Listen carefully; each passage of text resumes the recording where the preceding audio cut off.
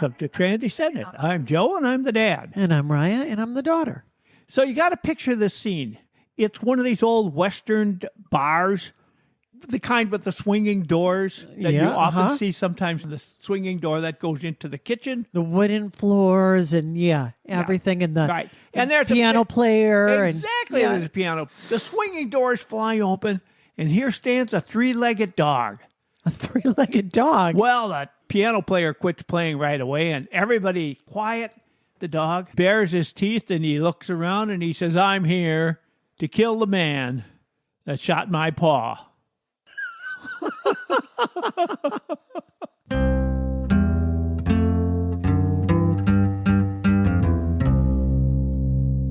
Today we're going to be talking directly to parents, other family members, people who are close to those who may be considering coming out or have just come out.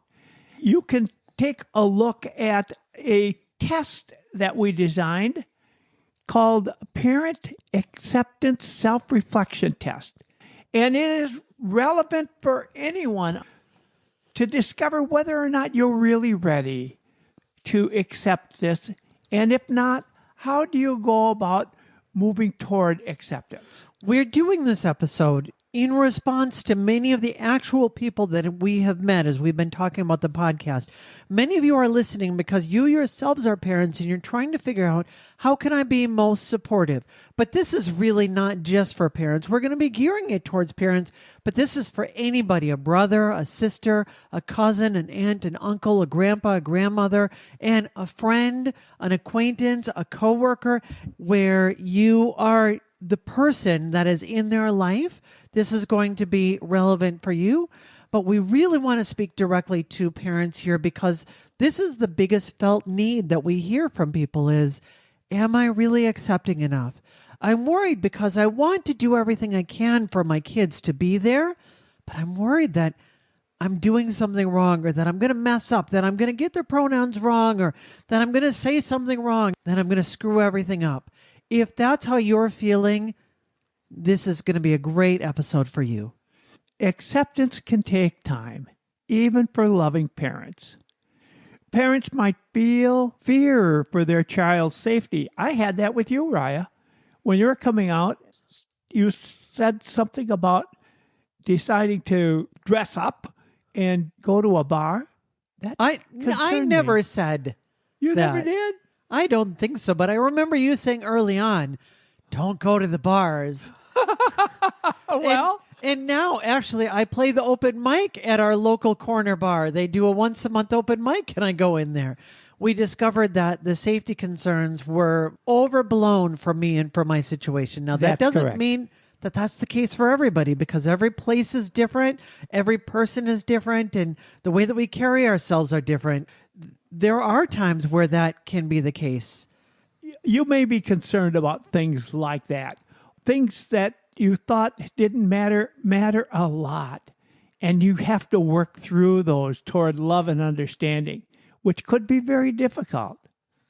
So that's the kind of thing we want to talk about as we move toward full acceptance, or as we say, full affirmation.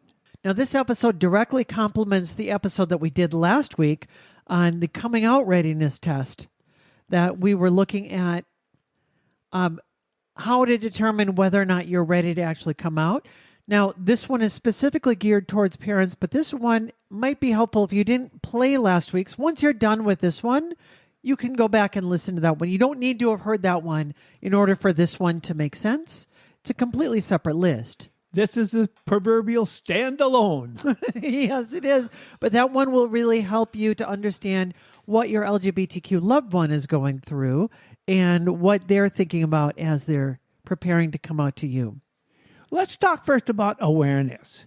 And I'm going to be able to share with you my experience. That doesn't mean it will be your experience. Everyone is different. But how much did I really know about being LGBTQ plus? Very little. In fact, I'm not even sure I could have rattled off LGBTQ plus that quickly. No, I know that you couldn't because it took the first year of this podcast for you to be able to get it right. Yes, it did. But the point is, there was so much I had to learn. I just didn't understand any of it. I'd say I was accepting.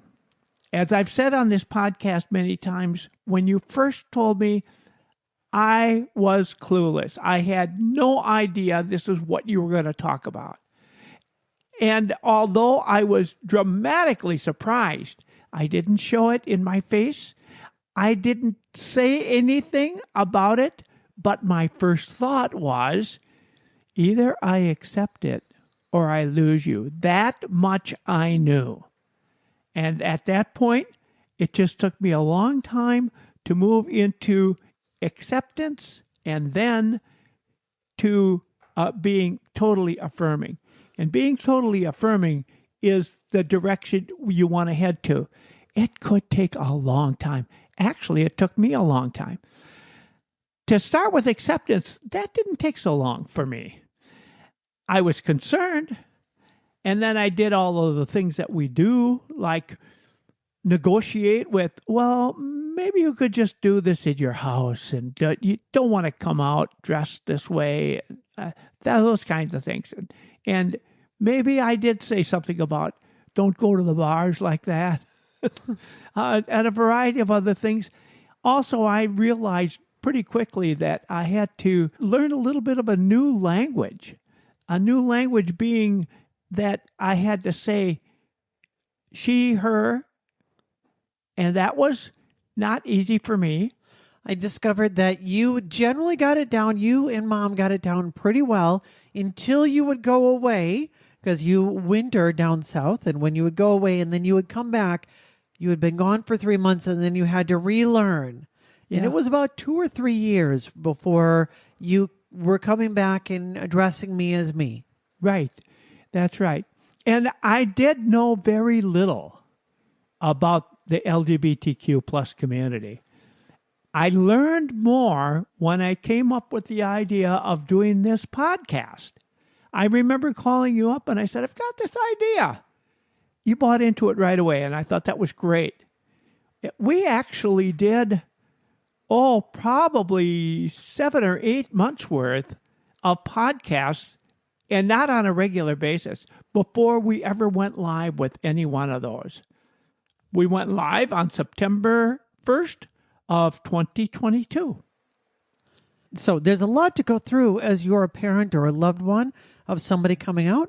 So let's go ahead and jump into the actual test itself. You can grade yourself on a scale of 1 to 5 on each one of these. And we've got 5 different categories and a couple questions in each one. And then at the end, if you've got a lot of 5s, you can feel like, okay, you're doing pretty well. And if you've got a lot of 1s and 2s, then you know where you can do some work and where you can actually keep going. So, Dad, if you want to jump us in, the first category is awareness. Are you open to learning from reliable sources rather than rumors or stereotypes? That's the key, reliable sources. Where do you find reliable sources? This certainly is one of those. We talk about all kinds of issues here. There are reliable sources in libraries. There are some reliable sources online and some maybe not so much. There are people who can pretty much tell you anything online. It's like, I remember when I was young, they'd say, do you believe everything you read? And now it's, do you believe everything you see online? But there are reliable organizations such as PFLAG. It's not an acronym for anything. It was when it was first started. It was started for parents of lesbians and gays. That's what PFLAG started with. But now it's very open and very, very accepting of the entire LGBTQ plus community. Or there are other sources as well. There are many organizations and groups out there. In universities, there are often pride centers. And yes, they're for the students, but anyone can go there and find other information and learn from one another. Right. And even if you're doing this for a long time, there's still lots more to learn. For instance, as we're recording this podcast right now, this last week, I just went to our local PFLAG meeting and they played a history video from the national organization. It was about an hour long and I learned so much about LGBTQ plus history that I didn't know before. And we've been doing this podcast for quite a while. So I figured that I kind of knew, most things that they would be talking about. And there was a lot that I had to learn. So there are some great resources out there. The second question dealing with awareness is, how much do I really know about what it means to be LGBTQ+? There's a lot to learn, isn't there? You might think, I really have this down. And you might discover, actually, I have a lot more to learn.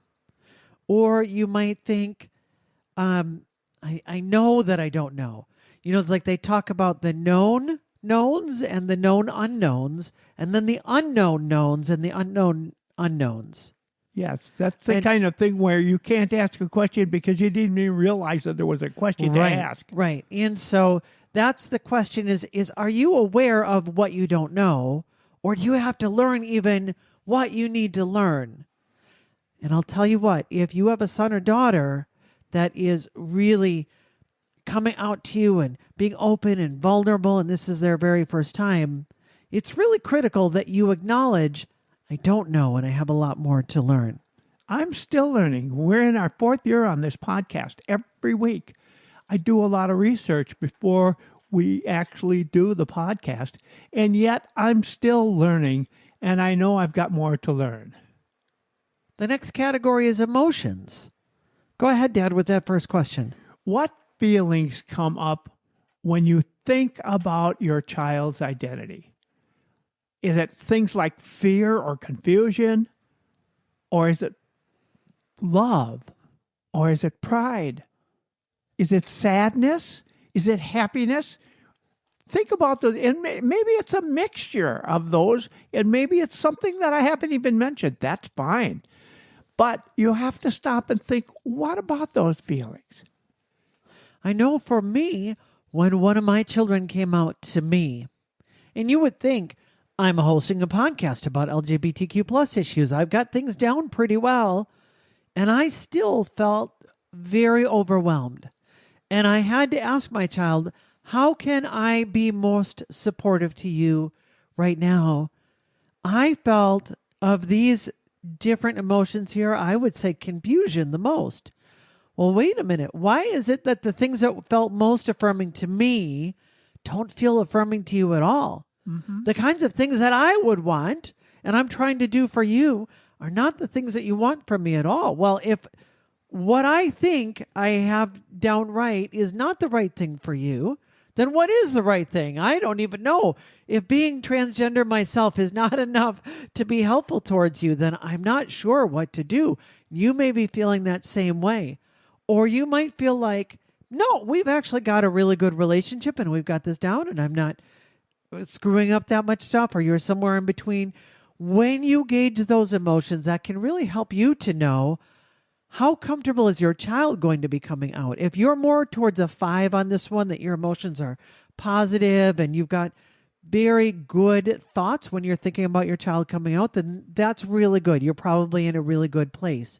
But if your emotions are, oh, I'm screwing up all the time, I'm doing things wrong, then this is a good time to say, I'm going to really figure this out, get around some people that can help me and teach me, not rely on my child to teach me everything, but to figure this out on my own. You can do that a little bit and say, hey, I want to make sure that I'm here for you, like I said that I did.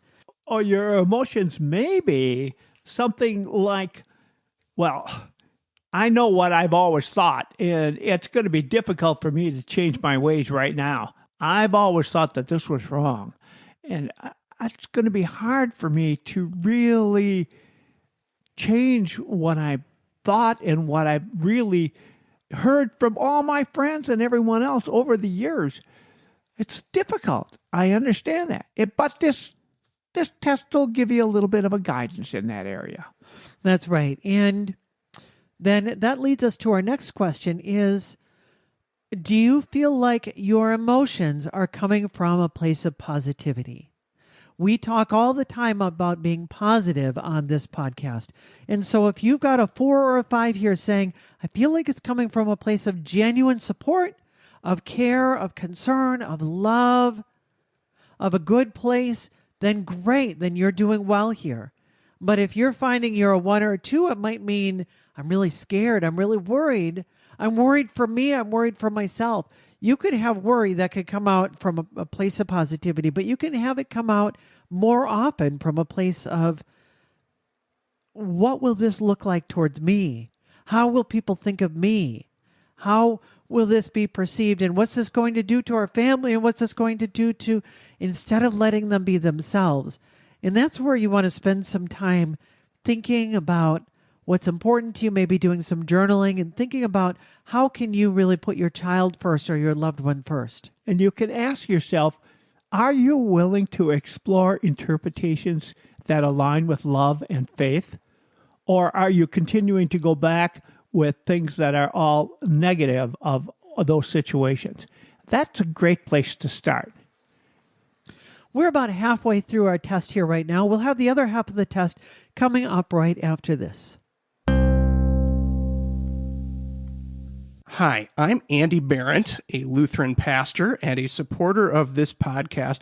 I see Transcendent as a ministry. I've pointed many people toward these recorded conversations full of so much heart and care and warmth, as well as some of Joe's jokes, which are hands down the worst part of this podcast. But even they make me smile. I'm one of the many genuinely blessed by Transcendent, and I encourage you to join me in supporting this podcast by giving as little as $3 a month. Go to transcendent.com and click support. Talk about commitment. What does full acceptance look like to you? Is that something that means, okay, I'll go along with this? Or does it mean something more than that? We often use the word affirming here. You start with full acceptance, but then do you move to being fully affirming? That's what commitment means.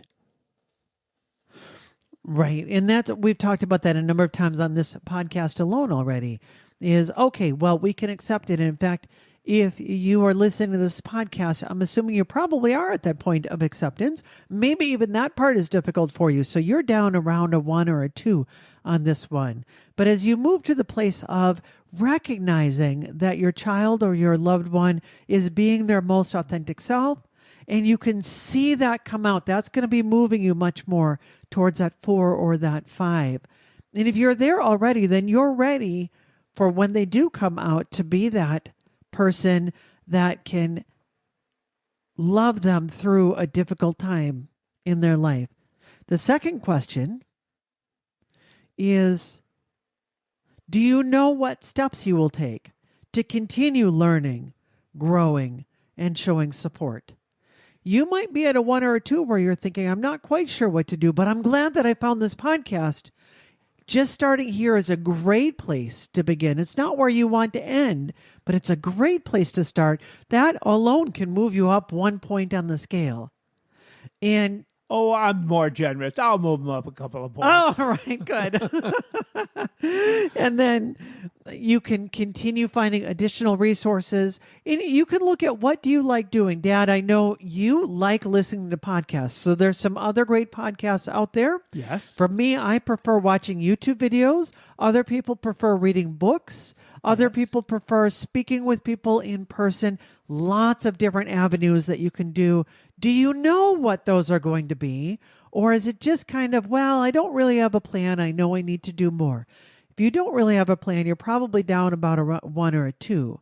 But if you know where you're going to be learning and how you will be educating yourself, you're up more around a 3 or 4 or a 5. One of the easy ways to do that might be when you're thinking about what can you do to continue learning or growing or showing support, just jot down some ideas yourself on a piece of paper. Once you get a few ideas down and you think, what else can I do to show support? What else? Where can I learn? How can I grow? Jot those down. When you do, you'll be able to look at that list and say which ones stand out to you. Which ones can you do first? And you'll get going, and it won't take long, and you'll find that one thing will lead to another that's very helpful. The fourth category that we want to look at is about beliefs. Do my personal, cultural, or religious beliefs support what I know about my child? Or if you find that your beliefs are conflicting, then you want to go back and do some more work. You're at a 1 or a 2. Those of us who are older, we grew up in a different time period where almost no one was accepting of any of this. And in fact, it was always kind of kept in the closet. But I think younger people, and the younger you are, the more likely you are to have been exposed to full acceptance and full affirming. I think when I was part of a conservative church, I was really isolated from the LGBTQ plus community at that point. We did have a few folks that would talk about their struggles when they were in my church, but in general, it was hidden, or it was people had already been kind of pushed out, and I didn't realize how important it was. I knew in my heart that it was important because I knew that I was secretly wrestling with my own identity, although I didn't know how to put it all together, but I knew I was wrestling with some things, but it was kind of invisible to me at that point. And I had to really learn a lot. That was my hardest struggle as I came out. In fact, what I had to do is, as I wrestled with this for some of my LGBTQ plus friends, long before I was coming to terms with my own identity, I had to say, I don't know how to put this together. And so that's why I have a lot of compassion. If you're that person and you're saying, boy, I just read the Bible and I don't see things how you see them, I completely understand that. Now, I think I've done a lot of work since then, and we talked about a lot of beliefs and ways that you can approach your beliefs on this podcast to help you reconcile the two. But if you're not there yet, I understand.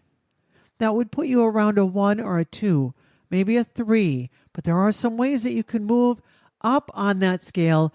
The easiest way is to come back to, as we talk about the words in red, if you're a Christian and you're reading the Bible, read the words of Jesus that you see again and again, that Jesus is promoting love and acceptance and having mercy and grace towards people around us, and not slamming people over the head with the scriptures of you better do things like this. That's never the character that we see of Jesus as portrayed in the Gospels. Ask yourself also, am I willing to explore interpretations that align with love and faith? If you're not in that area, you have to be willing to at least take a look at where you're headed. Are you willing to take a look at other interpretations, other ways that people take a look at things? It does make a difference. All of us like to follow our own belief and tie everything we do into that belief. And when we do that, we don't hear the other side. And if we do hear the other side, it's only hearing what they're saying is wrong. We do that right now often by choosing only one channel to watch, one of the cable news channels to watch. And that's the one that you think's got it all right. And the other people have it all wrong. And that's not necessarily the case.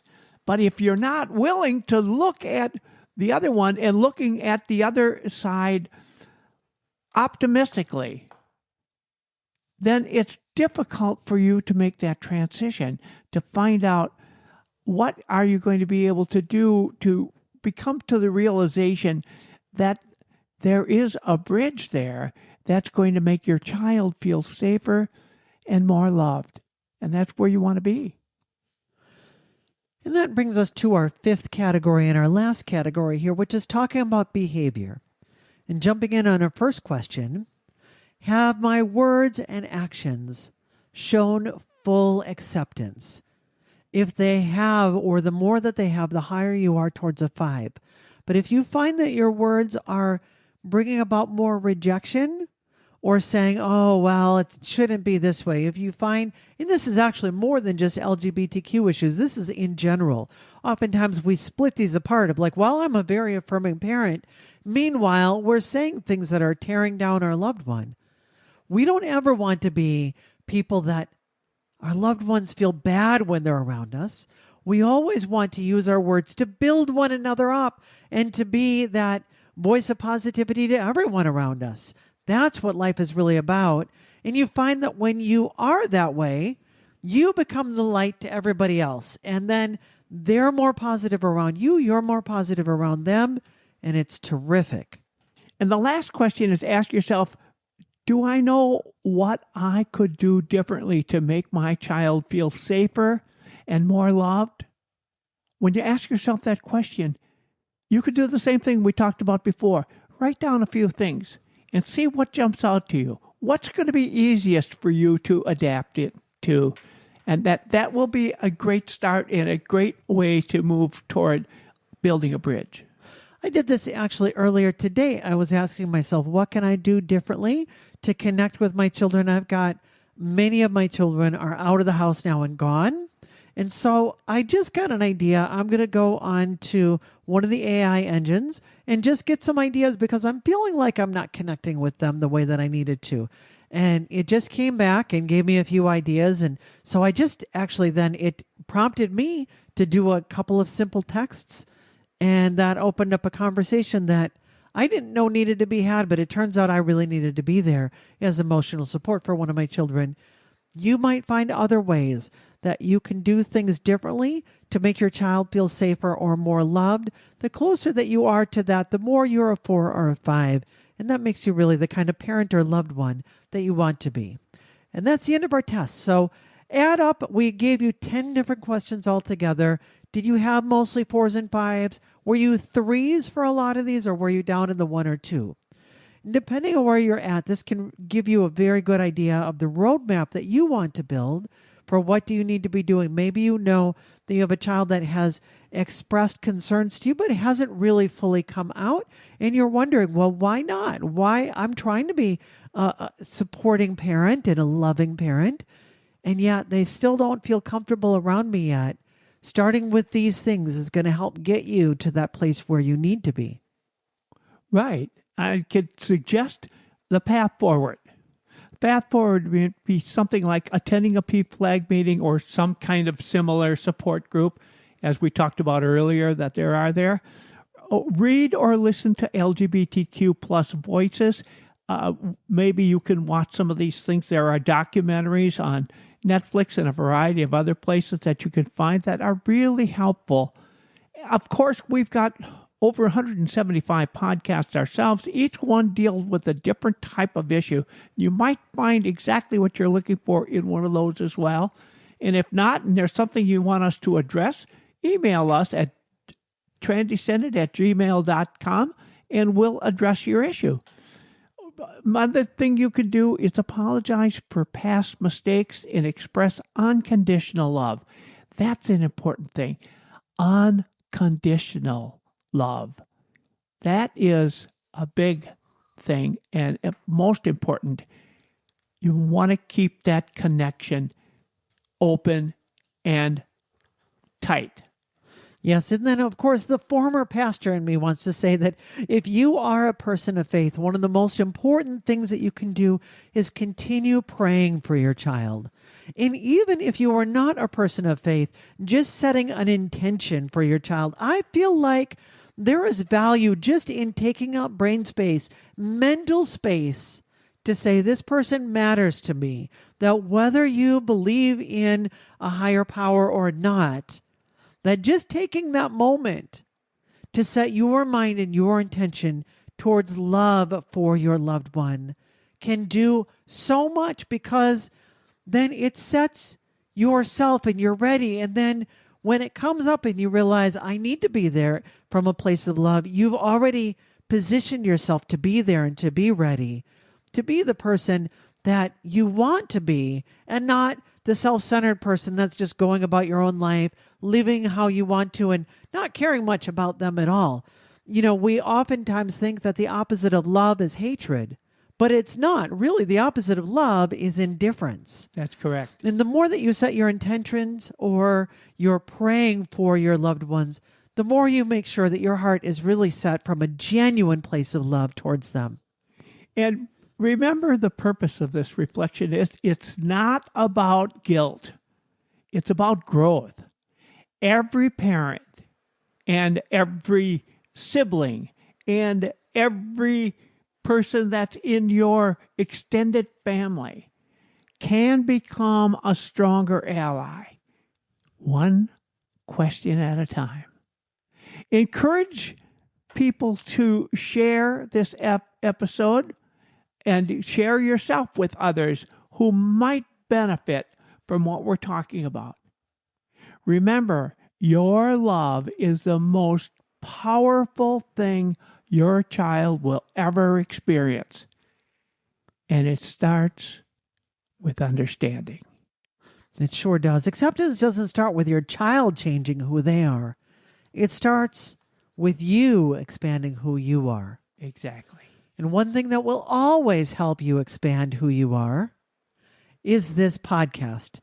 We are trying to be your voice of positivity to help you see the world a little bit better, a little more positive, a little more loving, a little more caring, have a little more justice in your life. Because if we all do that towards one another, we are going to be creating the world that we want to be living in. If you would like a copy of the Parent Acceptance Self-Reflection Test, just email us at transcended@gmail.com and we'll just shoot one out to you. It's a one-page thing, very helpful. I'm sure you will be able to put this to good use. You can copy it, send it to others, or you could give us other emails. We'll send it to other people as well, however you want to handle that. But I'm certain that you will be able to use this as a very good guide to say, where am I doing well? Where can I do better? This is an excellent resource. I think you will really like it. People sometimes get scared to email us. We read every one of those emails, and we'll be happy to send that out to you. And we don't share them with anyone. And with that, We'll see you Monday.